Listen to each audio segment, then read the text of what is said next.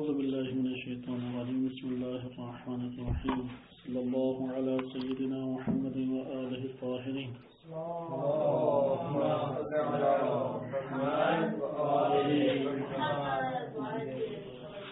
علم منطق میں ہمارے سامنے مقدمہ ہے. کل آپ کی خدمت میں کچھ چیزیں پیش کی گئی کیونکہ ہم مقدمے کو آغاز کریں. شیخ رضا مظفر کی کتاب ہے, متاخر دور میں بہترین کتابوں میں سے ہے. ایسا نہیں ہے کہ شیخ رضا مظفر کے علاوہ کوئی منطق کی کتاب ہی نہیں ہے. جس نے شیخ رضا مظفر کی کتاب المنطق نہیں پڑھی اسے منطق آتی نہیں ہے, یہ مطلب نہیں ہے. یہ انٹروڈکٹیو یا مقدماتی طور پہ ایک بہترین کتاب ہے شیخ رضا مظفر کی. اور علم منطق کا ایسا بھی نہیں ہے کہ اس میں جو نظریات انہوں نے ذکر کی ہیں وہی حتمی ہیں. اختلاف ہے بعض جگہوں پہ, اس کی طرف اشارہ ہوگا. لیکن منطق کی سابقہ جتنی بڑی کتابیں ہیں ان سے بہترین طریقے سے منطق لے کے جس نے لکھا وہ شیخ رضا مظفر ہے. آپ سنیوں کی کتاب اٹھا لیں, شیعوں کی کتاب اٹھا لیں, اس قدر خوبصورت اور بہترین طریقے سے آپ کو کتاب شاید ہی ملے گی. ابھی بہت ساری ابتدائی کتابیں لکھی گئی ہیں حوزہ علمیہ میں اور بعض اچھی بھی ہیں. جیسے نحو مقدماتی کوئی بری کتاب نہیں ہے, اچھی کتاب ہے. اردو ترجمہ بھی بعض کتابیں ہوئی ہیں منطق کے مقدماتی کے لیول کی. ہم شیخ رضا مظفر رحمۃ اللہ علیہ کی پڑھیں گے. شیخ رضا مظفر نے اس کتاب کو لکھا تھا اصول فقہ اور علم فقہ کو مد نظر رکھتے ہوئے, لیکن منطق کا استعمال علوم عقلیہ میں بھی بہت زیادہ ہے, بالخصوص عقائد اور فلسفہ میں. لہذا ہم اس کو پیش نظر رکھتے ہوئے بھی بعض مطالب آپ کے سامنے ذکر کریں گے. کتاب جو ہے وہ مقدمے پہ اور دو حصوں کے اوپر, تین حصوں پر مشتمل ہے. کتاب ابھی ابواب منطق اسی میں آئے گا.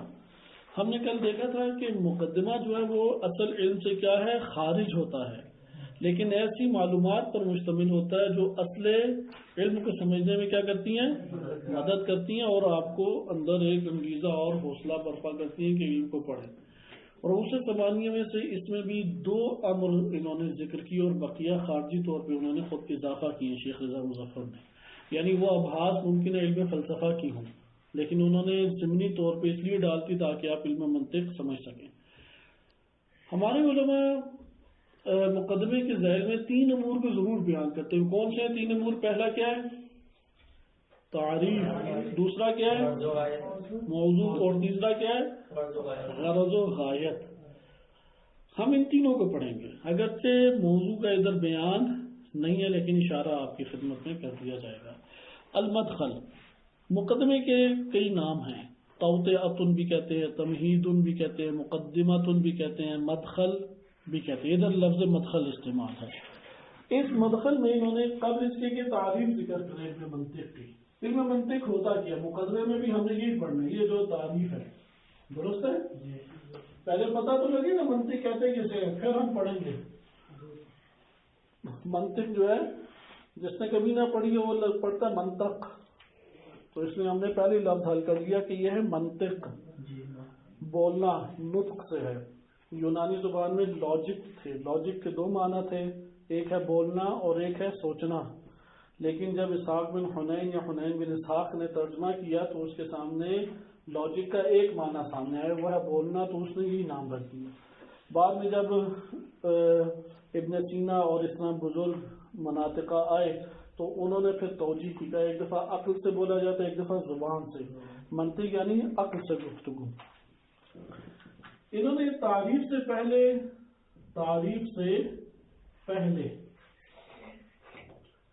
دو امور ذکر کی ہیں. میں اس لیے یہ خلاصے کے طور پہ آپ کو تیز دے کے چلوں گا, والا یہ ایک ایسا مقدمات میں ایسے انہوں نے ٹاپک بیان کیے ہیں آپ کئی مہینے بولتے رہیں تو ختم ہونے والے نہیں ہیں, کیونکہ فلسفی بحثیں ہیں. ان فلسفی بحثوں میں پھر بہت عمق آ جاتا ہے اور آگے بحثوں میں بحثیں بڑھتی جا سکتی ہیں. ہم خلاصتاً لے کے چلیں گے. پہلا انہوں نے نقطہ یہ ذکر کیا ہے کہ انسان کو اللہ نے بولنے کی صلاحیت دی, صحیح ہے, اور وہ بولتا بھی ہے. بولنے کی صلاحیت دی ہے اور بولتا بھی ہے. لیکن کب وہ بول پائے گا؟ اسی قسم میں پہلے پوائنٹ میں لکھیں، جب کوئی سکھانے والا اس کو سکھائے، اسے بولنا سکھا دیا. جیسے اللہ تعالیٰ نے ہمیں زبان دی اور پھر وہ پورا سسٹم ہے جو میڈیکل کے شعبے بن چکے ہیں، اور پھر معاشرے کے ذریعے سے، اور پھر اللہ تعالیٰ نے جو صلاحیت دی اس کے ذریعے سے ہم نے وہ سیکھا. لیکن اس کے ساتھ ساتھ انسان ضرورت محسوس کرتا ہے کہ وہ صحیح بولے اور خطا سے بچ جائے. درست ہے؟ ایسا ہے یا نہیں؟ سیکھنے کے باوجود غلط بول سکتا ہے یا نہیں؟ بس یہ دو لفظ ہمارے پاس ادھر ہیں، بقیہ ہم کتاب پڑھیں گے تو آ جائے گا. درست ہے؟ یعنی اللہ تعالیٰ نے زبان دی، اس کے ذریعے سے بولتے ہیں، لیکن اس کے باوجود صحیح بولنا اور اس کی اصلاح کرنے کی احتیاج اور محتاجی ہم اپنے اندر پاتے ہیں یا نہیں؟ جی پاتے ہیں نا. یہ دو نقطے ذہن نشین رکھیں. ہم نے ادھر سے منطق کا آغاز کیا. اگر آپ زبان میں بولتے ہیں، جانتے ہیں، کیونکہ جو جانتا ہی نہیں ہے وہ بول سکتا ہے. ہم کل اس نتیجے تک پہنچے تھے جو جانتا ہی نہیں ہے وہ بول بھی نہیں سکتا. کم سے کم پہلے جانے تو صحیح، پہلے تعلیم تو اس کی حاصل کریں، پھر وہ بولنے میں پریکٹس کرتا رہے تو بول پڑے گا یا نہیں؟ یہ جاننے کے مرحلے میں یہ والا مرحلہ ہے. پریکٹس، اتنی پریکٹس کرے کہ بولنے کا مادہ پیدا ہو جائے. جب بولنے کا مادہ پیدا ہو جائے گا تو تب خطا کر سکتا ہے یا نہیں بولنے میں؟ تو خطا سے بچنے کی وہ احتیاج اپنے اندر پاتا ہے، اس لیے وہ ایسے قواعد اور قوانین کی رعایت کرنے پہ مجبور ہوگا جو اسے خطا سے بچاتے ہیں، جیسے ہم نے الگناہ میں پڑھا. لیکن ادھر سوال پیدا ہوگا، بہت سارے لوگ ہیں وہ بولتے بھی ہیں اور گرامر بھی جانتے ہیں لیکن پھر بھی خطا کرتے ہیں. تو اس کی وجہ کیا ہے؟ وہ گرامر تو جانتے ہیں لیکن گرامر کی رعایت نہیں کرتے. اگر گرامر کی رعایت نہ کریں صحیح نہیں بول سکتا. اس مثال سے فوراً منتقل ہوتے ہیں فکر پہ. اللہ تعالیٰ نے انسان کو سوچنے کی صلاحیت دی ہے، انسان کو سوچنے کی صلاحیت دی ہے. انسان سوچتا ہے یا نہیں؟ سوچتا ہے. ہمیشہ سوچتا ہے صحیح، ہمیشہ صحیح سوچتا ہے یا خطا بھی کر سکتا ہے. اب وہ جیسا بولتا تھا ہمیشہ صحیح نہیں بول سکتا، جب خطا کرتا ہے تو محتاج ہوگا کہ کوئی اس کی فکر کو صحیح کرے یا نہیں محتاج ہوگا؟ کون اس کی فکر کو صحیح کرے گا؟ وہ کہتے ہیں کہ ایسے قواعد کہ جو سوچ کو درست کریں. ان قواعد کے مجموعے کا نام کیا ہے؟ علم منطق. علم منطق میں ایسے قواعد جمع کر دیے گئے ہیں کہ ان قواعد کو اگر آپ استعمال کریں اور رعایت کریں تو آپ فکر میں کیا بچ جائیں گے؟ خطا سے بچ جائیں گے. مثال کے طور پہ آپ یہ حکم لگاتے ہیں الامام معصوم. آپ فرض کرتے ہیں کہ اس کا مادہ کہ معصوم اور امامت کا معنی ہمارے لیے واضح ہے. کوئی کہ جو تم نے حکم لگایا امام معصوم، ہو سکتا ہے کہ یہ غلط ہو. آپ کہیں گے ٹھیک ہے میں منطقی قواعد کے اوپر رکھ لیتا ہوں. قواعد منطق پہ پرکھتے ہیں تو فکر کی درستگی کے جو قواعد ہیں اس کے عین مطابق نکلتے ہیں. آپ کو یقین ہو جائے گا یا نہیں کہ میں صحیح سوچ رہا تھا، خطا سے بچ جائیں. اس لیے ہمارے شیعہ سنی بلکہ دونوں کے علم قواعد جو ہیں اور عقائد وہ کس زبان میں ڈھلے ہوئے ہیں؟ وہ اسی منطقی زبان میں ڈھلے ہوئے ہیں. درست ہے؟ اس لیے ایک دوسرے پہ جب اعتراض کرتے ہیں تو یہ نہیں کرتے کہ تم نے منطق کا قاعدہ استعمال نہیں کیا. وہ یہ کہتے ہیں کہ آپ نے منطق کے اس قاعدے میں ادھر اشتباہ کیا ہے، آپ نے اس جگہ اشتباہ کیا، ادھر آپ کی خطا ہے. اس طرح سے پہ بحث کرتے ہیں کیونکہ منطق کے قواعد جان لینا کافی ہے. پھر کب خطا سے بچے گا سوچنے میں؟ جب رعایت. یہ تمام علوم ایسی ہیں. علم فقہ جاننے سے نماز شروع ہو جائے گا، جب اس کے مطابق عمل کرے گا تو ہوگا. اسی طریقے سے ہے کہ معنوی باتیں اور اخلاقی باتیں جاننے سے وہ عالم فاضل یا با اخلاق ہو جائے گا یا عمل سے ہوگا. اسی طرح آپ قواعد تو آپ نے جمع کر دیے، یہ بھی کوئی چھوٹا کام نہیں ہے.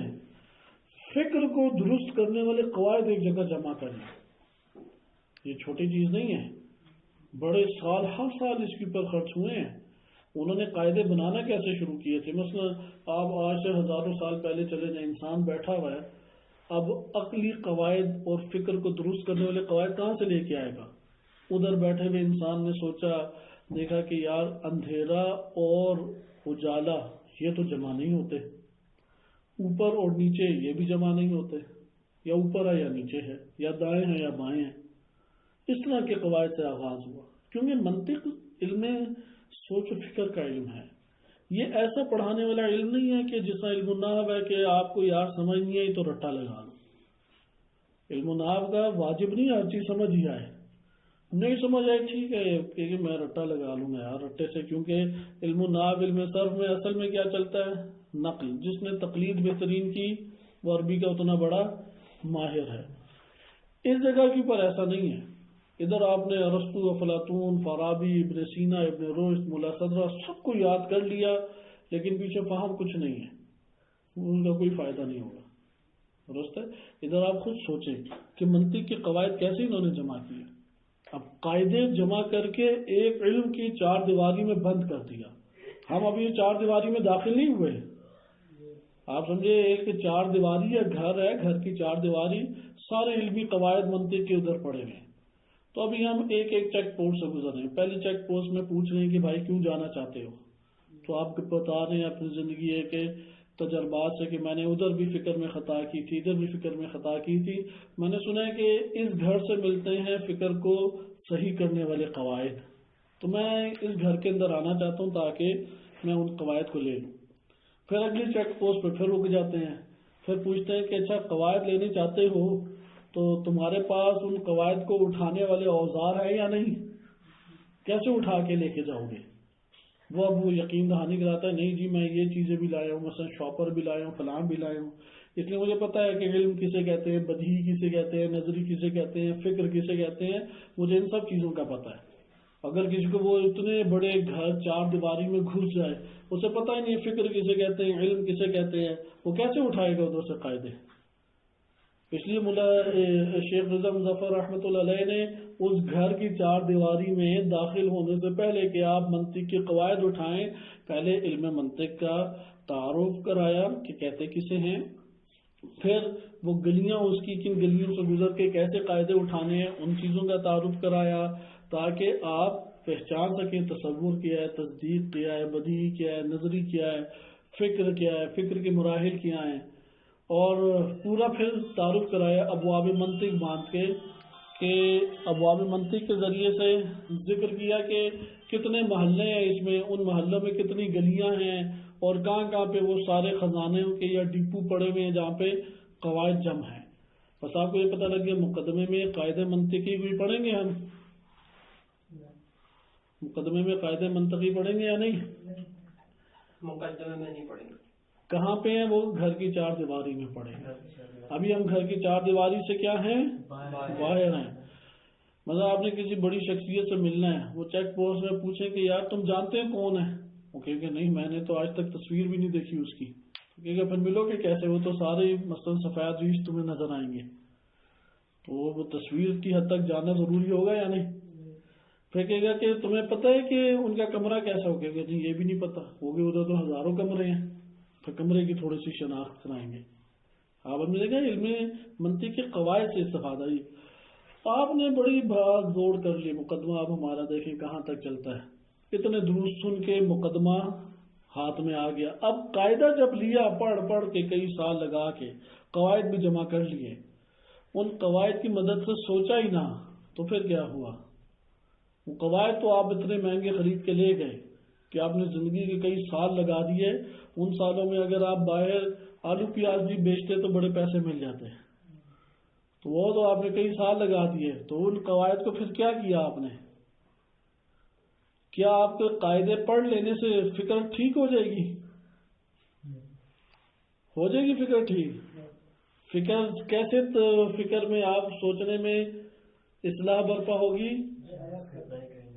جب قواعد کی رعایت کریں گے۔ ادھر ایک سوال، جو بندہ منطقی قواعد کی مدد سے نہیں سوچتا وہ خطا کرتا ہی کرتا ہے۔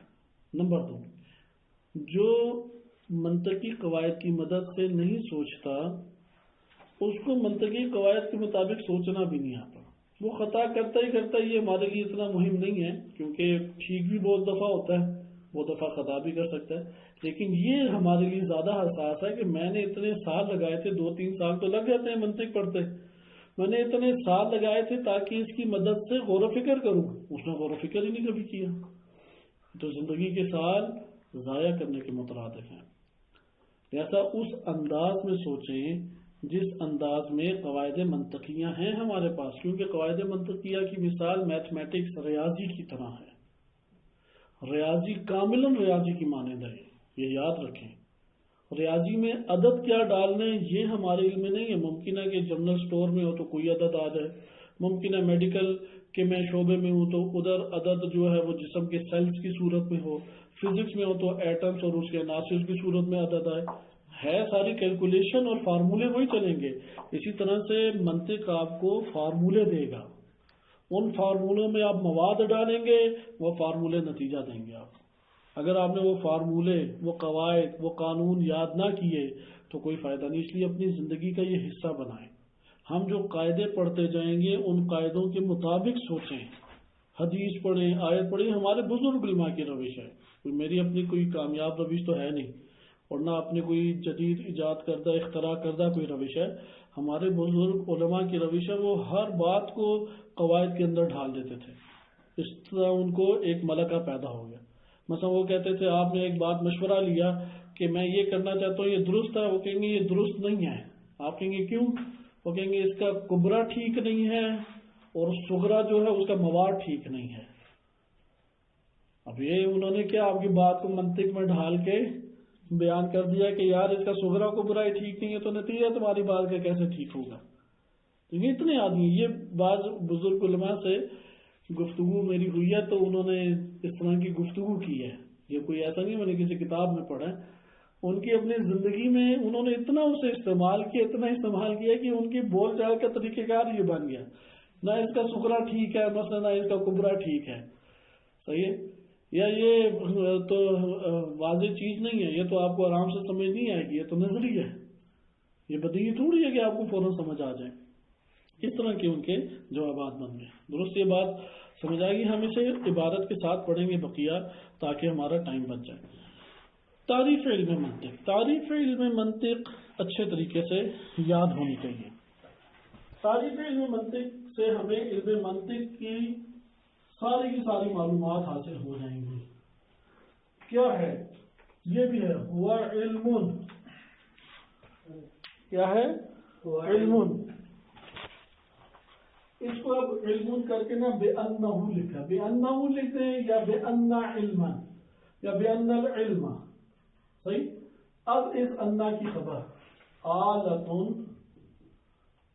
قانونیۃ تعرف,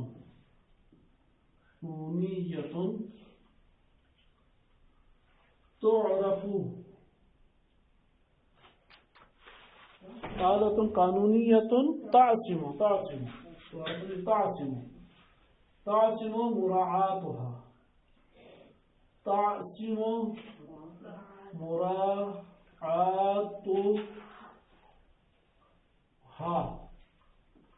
صحیح. مراعاتها کس سے بچاتا ہے؟ الذہن. الذہن من الخطاء فی الفکر. درست ہے. ادھر کئی کلمات ہیں جو سمجھانے والے ہیں, میں بعض کو ادھر بیان کروں گا, بقیہ نہیں انشاءاللہ. آلۃ قانونیۃ یہ ایک ہمارے پاس ہو گیا. اس میں بلکہ قیود اس طرح ہے.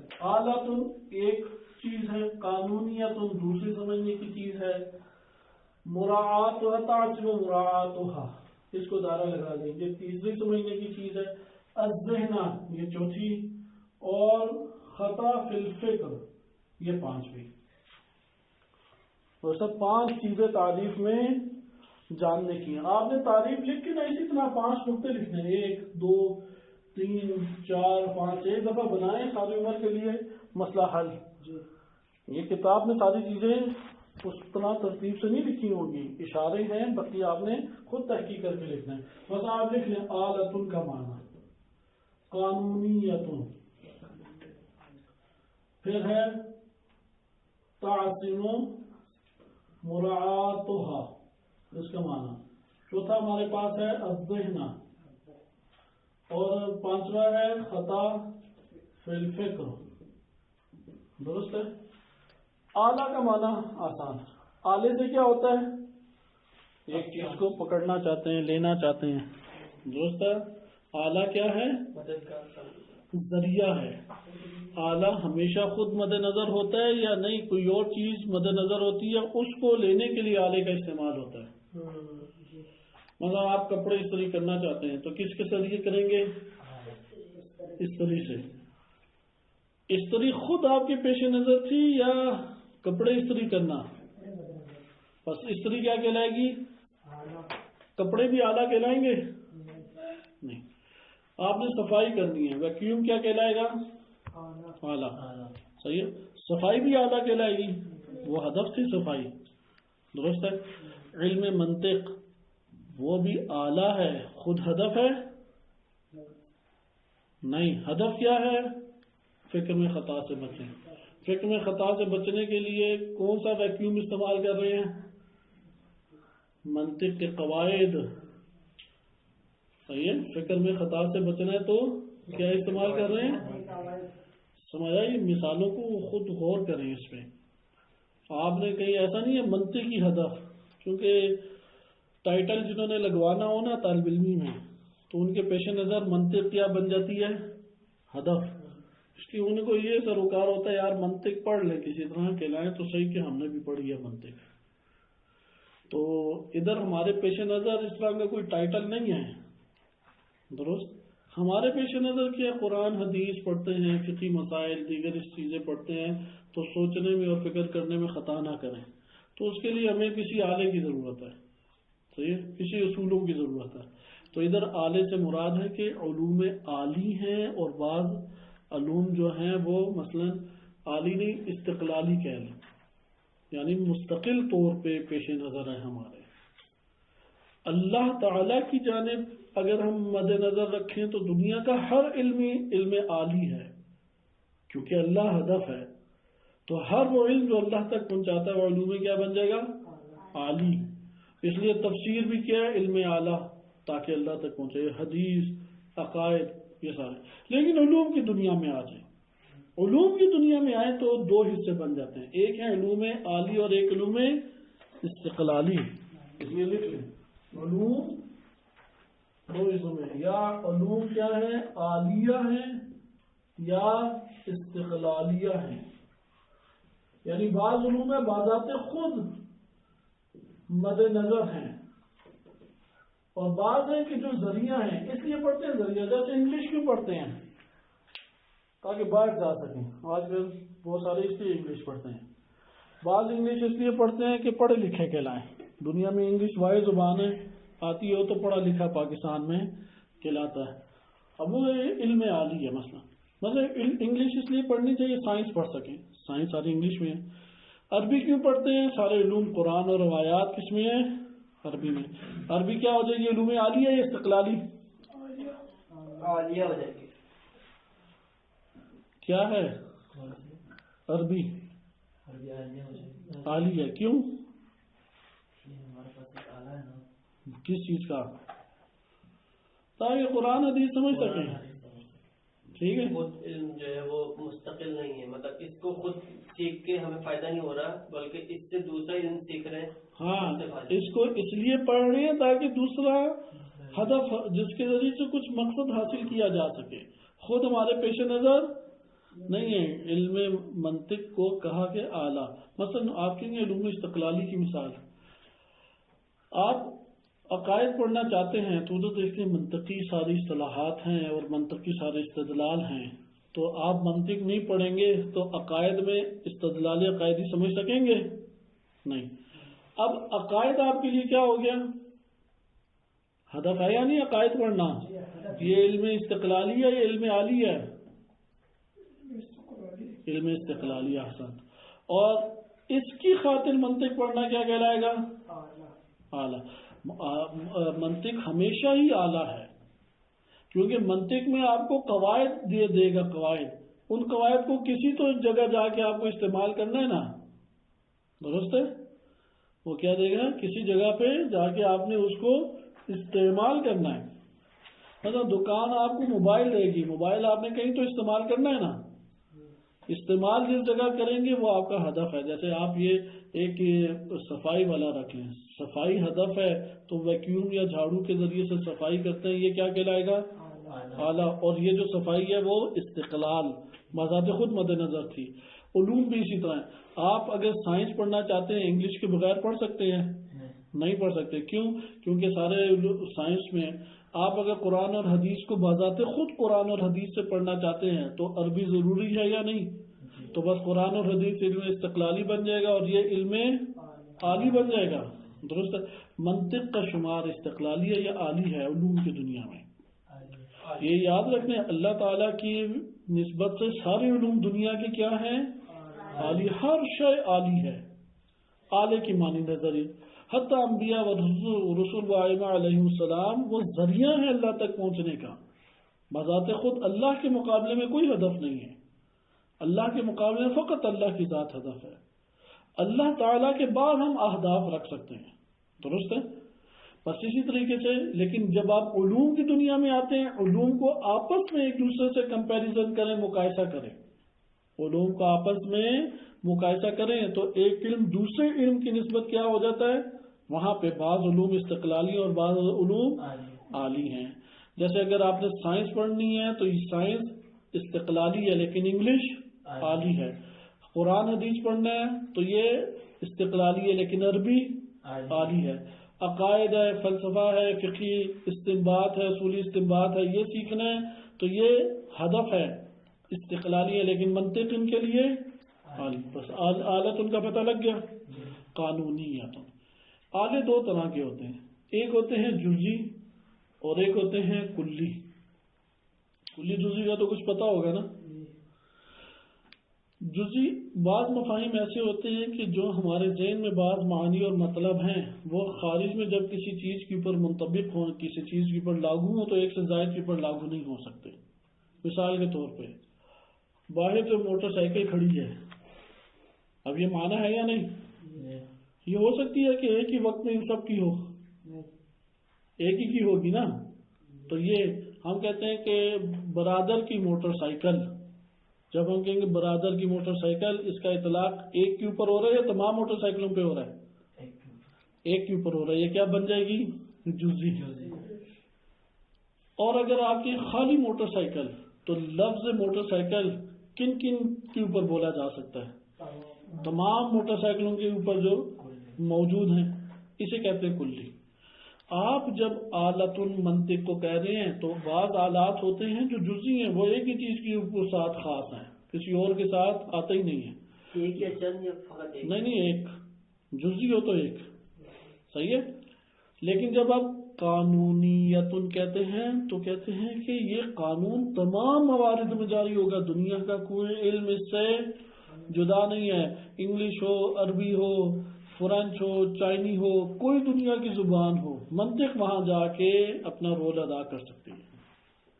یعنی جس جس جگہ فکر کی ضرورت ہے اس جگہ پہ اعلیٰ کون ہے؟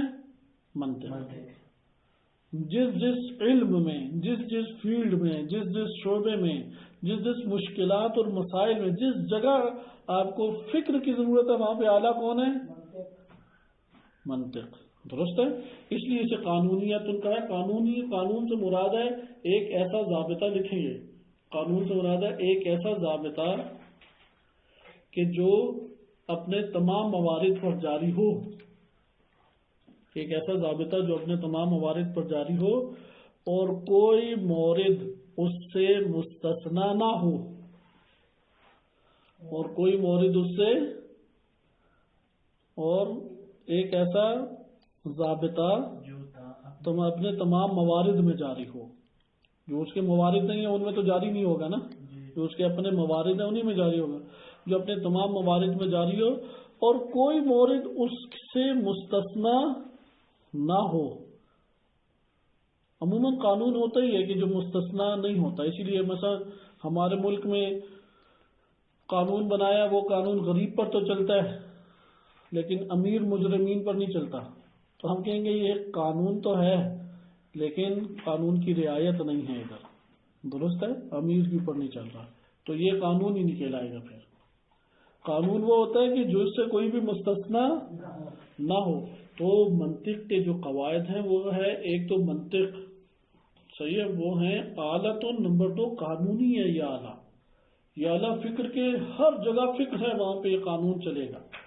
کوئی ایسی جگہ جہاں پہ فکر ہو لیکن منطق کا قاعدہ نہ چلتا ہو، کہتے نہیں ایسی کوئی جگہ نہیں ہے. اس لیے آپ نے قانونیت ان کے آگے تشریح کیا لکھنی ہے کہ ایسا ضابطہ جو اپنے تمام موارد پر جاری اور کوئی ایک مورد بھی اس سے خارج نہ ہو، کوئی ایک مورد بھی اس سے مستثنا نہ ہو. تیسرا لفظ ہے تعصب مراعات. آپ نے قانونیت چن کر کے سارے قواعد لے لیا منطق کے، اگر آپ اس کی رعایت ہی نہیں کریں تو آپ بچیں گے؟ نہیں بچیں گے. رعایت کریں گے تو بچیں گے، رعایت نہیں کریں گے تو آلات القانونیت ان کی حد تک جان کے. مثلا یہ سارے قانونی آلات جو ہے نا وہ منطق کے اندر پڑے ہوئے، اس 4 دیواری میں پڑے ہوئے، آپ اٹھا کے لے آئے، آپ انہیں اس کو استعمال ہی نہیں کیا، رعایت ہی نہیں کی تو فائدہ نہیں دیں گے. اس لیے اس کے اوپر ابھی بیان گزر چکا ہے کہ آپ نے اپنی زندگی میں اسے اختیار کرے. مثالوں میں ذہن تعصب و عصمت ہے من کرنا، منع کرنا، روکنا، کہ جس کی مراد کرنے سے منع ہو جاتا ہے، جس کی رعایت کرنے سے بچ جاتا ہے. عصمہ یعصم، معصوم کو معصوم کیوں کہتے ہیں؟ یعنی ممنوع. معصوم یعنی جسے منع کر دیا گیا. کس سے منع کر دیا گیا ہے؟ نجسات، قباحات، گناہان اور ان چیزوں سے جسے منع کر دیا گیا. اسی طرح تعصب مرادھا، اس کی مراد منع کر دے گی ہمیں. اچھا، یہ جو منطق کے قوانین ہیں آلۃ القانونیت ہیں، یہ قانونی ضابطے، اگر ہم نے اس کی مراد کی تو ہماری صحت اچھی ہو جائے گی، نیند اچھی آئے گی، معدہ ٹھیک ہو جائے گا. کس سے تعلق ہے اس کا؟ یہ سب ہو جائے گا، فکر صحیح ہوگی تو یہ سب ہو جائے گا. نہیں، ذہن آپ کے ذہن سے ٹھیک ہوگا. ہاں، بے شک میں مریض ہی کیوں نہ ہوں. منطق کا تعلق جو ہے نا وہ ہماری باڈی سے نہیں ہے. صحیح ہے، آپ کہیں کہ وہ میرے معدے کے اندر وہ جو چھوٹا سا ایک عضو ہے نا وہ ہے فکر. یہ انگریزوں میں آج کل شبہات اسی طرح کے ہیں.